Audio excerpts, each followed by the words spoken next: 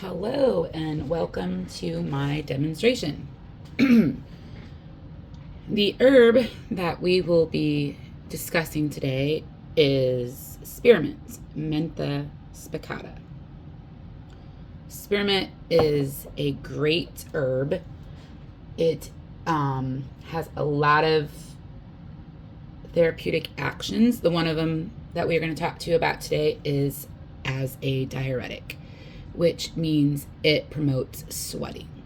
Diuretics would be good for fevers, to move things that are stagnant. I personally like to use it for its sedative properties, and it's a good balance for certain hormones. It's just a great multifunctional herb.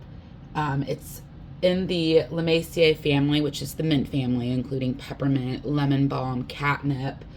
So it's very versatile as what you can use. It's also obviously a great culinary herb. The parts used of spearmint are the leaves, flower tops, and they do extract the essential oil. This is dried. During the warmer months, I grow spearmint in my garden, and I love to use it fresh in any type of foods. Put a few sprigs in water. It's a great refreshing herb. There's some important active constituents. It's got resins, tannin. It's got various amounts of essential oils. The main oil is carvone, and that is helpful in its therapeutic actions as an analgesic, anti-asthmatic, antibacterial, anti-carcinogenic, and inflammatory. It's also a diaphoretic and a diuretic.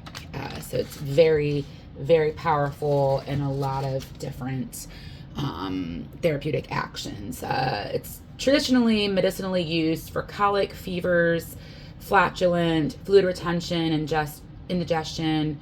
It's good for menstrual pains, nausea, and because it's a mild, it is suitable for infants and young children, also very weak clients. And it's also very good for flavoring different formulas.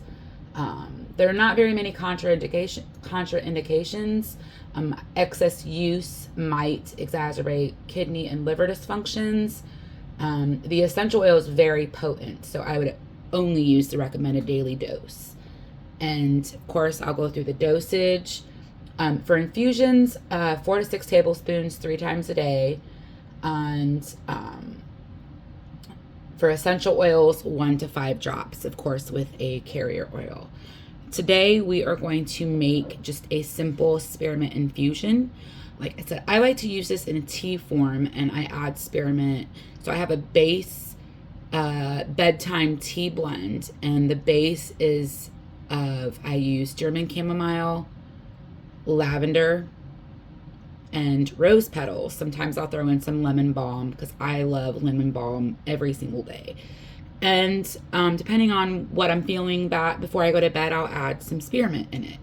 And for ladies, during the time of the month, it's very beneficial for that. In order to start your infusion, I like to use tea balls because everything that I make is loose, with loose teas. So I have a tea ball, measuring spoons. I've already preheated my water. You do not want to boil with certain herbs because very high heat, you lose the volatile oils. So I get it to where it's hot and never boiling. So I will take my teacup. I will measure out for infusions about a tablespoon, but since I'm doing a simple tea, I like mine particularly strong, so I'm going to use a very full tablespoon or teaspoon, excuse me. And I will add it to my tea ball.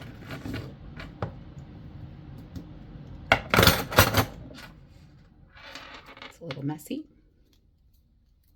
Make sure it's closed. I have had and teas that it split open and it was not pleasant eating the herbs. Okay, now I will add and the way I have this set up is I'm a left-handed person, so, and I add, my teacup is about 7 ounces, so I put it just up to yay high. Now, to preserve the volatile oils, this is very, very Trent.